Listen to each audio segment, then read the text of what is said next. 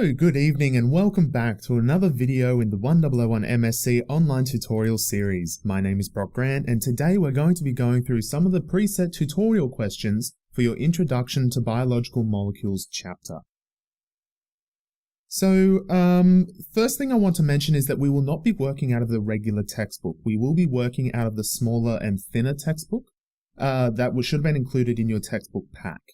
Now, just for your reference too, if you make sure that if you click on the gear symbol on the YouTube player, you will notice that there will be little boxes that are around these numbers. If you click that, it will actually automatically fast forward the video for you to that set time. So that way, if you're just struggling on one particular question, you can jump straight to that question. Okay, so as per usual, I would like you to pause this video and attempt the question yourself, and then what we'll do is we'll work through it together.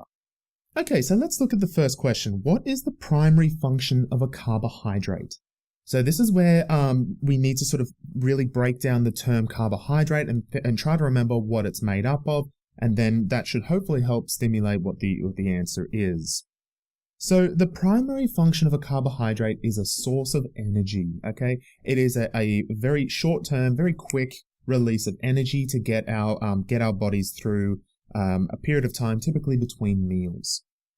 Now, it is a source of energy used for generating ATP. So ATP is adenosine triphosphate, and this is the primary molecule responsible for providing energy to our bodies. So how it works, and again, you don't need to know a lot of this in detail, but essentially how ATP works is our body will break one of those phosphate groups from the adenosine, and by doing so, it will actually cause a release of energy when you break that bond, and that is how our body essentially powers itself. So what carbohydrates do is they help provide energy to reattach these phosphates like a rechargeable battery so they can be used again at a later time. Okay, next question. Which body cells store glycogen?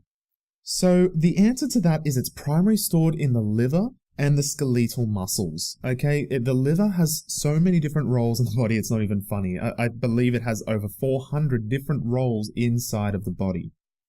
It is also used in skeletal muscles, so that again, it has that short-term energy source to be able to essentially power your muscles. Now, the reason why we use carbohydrates and not like a lipid or your fats is because it takes far too long to process and convert it into a basic sugar so that we can use it to produce ATP. This is why we use fats as a long-term storage, because they're more dense, they can hold more energy. But with carbohydrates, sure, they can't store as much energy, but we can get to that energy a lot quicker. So which body cell stores glycogen? The answer is it is stored in the liver and in the skeletal muscles. Okay, so let us look now at questions 23 and 25 on page 23. So how do saturated, monosaturated, and polysaturated fats differ in their structure? And what is one dietary source of each type of triglyceride? How do saturated, monounsaturated, and polyunsaturated fats differ in structure? Now, the key word that's jumping out at me here is structure. Now, the key difference between a saturated, monosaturated, and polyunsaturated is down to how many double bonds it has. So remembering that a saturated triglyceride contains no double bonds, no double or triple bonds. It is saturated because it holds as many different hydrogens, or it's as many different atoms as it can.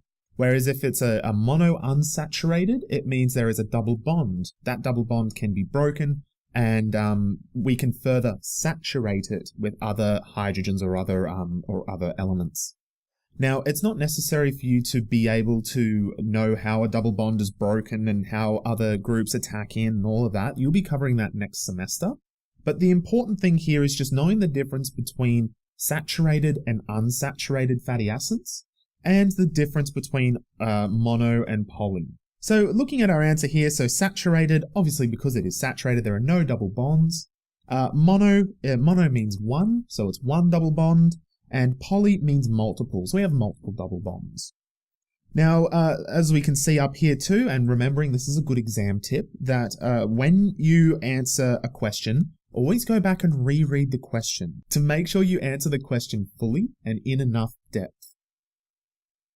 Now, we can see here what is one dietary source of each. So saturated we see a lot now, milk and cheeses. Monounsaturated is your olive oils and your avocados, and your polyunsaturated we see that in tuna and in sunflower oil. Now, there is a good table that tells you all about the different fatty acids and where they're found in particular foods within this textbook, so I recommend checking that out. Now, the next question says, what is the importance to the body of triglycerides, phospholipids, and steroids? So when we see the term importance, that's basically telling me, why do we care about it? Why do we want them in our body? Why do we need them in our body? And why do we go to such great lengths to make sure that they're doing their job properly? Now, the answer is triglycerides, as we've sort of discussed before, is very important as an energy resource. Phospholipids is commonly seen in the major lipid components of cell membranes. So phospholipids are very important, as without those, we wouldn't have a properly functioning cell membrane. And steroids, so a steroid is seen a lot in cell signaling. So this is basically the way that cells talk to each other and can induce an effect. And it's also used in hormones. Okay, next one, page 27, questions 26 and 27. How are the components of proteins different from those in carbohydrates and lipids? Now, the biggest thing that's jumping out at me with this question is it's asking how are the components. So it's not asking what is the difference between a protein, carbohydrate, and fat. It's asking how are the components of them different. So proteins are made up of amino acids. We've got our carbohydrates, which are made up of our monosaccharides, which are sugars. And our lipids are made up of our glycerol and fatty acids. So they're the primary differences in the components of proteins, carbohydrates, and lipids. So, next one. And this one's a bit of a tricky one too. So make sure you pause this video and have a go at this yourself before we move on. So the question says, what is a peptide bond? How many peptide bonds would there be in a tripeptide? Now, this is where things get interesting. And this is also where we notice a common exam error, is that this is sort of a two questions in one. So what I normally do is when I'm in an exam and I see a question like this, where it's multiple questions, I will put a square bracket. And I'll make sure it's nice and bolded so it gets my attention around each of the question parts. So that when I finish answering the question, I look back and I go, okay, what is a peptide bond? Did I answer that? Did I write down in my answer what a peptide bond is? And that allows you to sort of self-check without missing something and losing valuable marks. So what is a peptide bond? A peptide bond is a bond between amino acids. So it's this bond that is between the amino group and the carboxylic acid group that hold those amino acids together, forming a protein. So that answers what a peptide bond is. Now, how many peptide bonds would there be in a tripeptide? Now, this is another sort of type of question where it looks easy, but it can be a little bit tricky because a lot of people will dive into this answer and go, oh, it's a tripeptide, there are 3 peptides, boom, 3 peptide bonds, happy days. And that is incorrect. Because the thing is, okay, if we have a tripeptide, so tri meaning 3, and a peptide just means there are 3 amino acids there. So if we've got 3 amino acids, so we've got our 3 amino acids here that are forming our protein. Now the question says, how many peptide bonds would there be in a tripeptide? And the answer to that is 2. Because there isn't a bond over here. And there isn't a peptide bond over here. Because there aren't any more amino acids. So this is the sort of type of question that looks very easy to the eye, but can be easily confused. So always be sure to keep an eye out and make sure you definitely read those questions carefully and ask yourself, what is the question asking me to do? Okay, next one, which is page 29, question 31. What are the functions of DNA and RNA? So again, this is where we relate this to our library and photocopier. So the function of DNA is it contains and holds our genetic information, so essentially the blueprint on what makes you, you, for a long period of time. And again, its main function is long-term storage. Okay, it wouldn't be very good for us if our DNA expired in a couple of hours or a couple of days. Okay, it needs to be there for the long run. RNA, however, is just simply a transfer molecule. It's a temporary copy of our DNA and is used to tell the ribosomes how to make the proteins that we need.